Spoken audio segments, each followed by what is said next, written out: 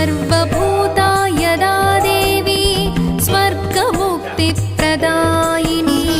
त्वं स्तुता स्तुतये का वा भवन्तु परमोक्तयः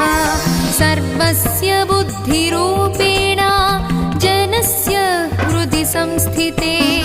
स्वर्गापवर्गदे देवी नारायणि नमोऽस्तुते कलाकाष्ठादिरूपेण परिणामप्रदायिनी विश्वस्योपरतौ शक्ते नारायणि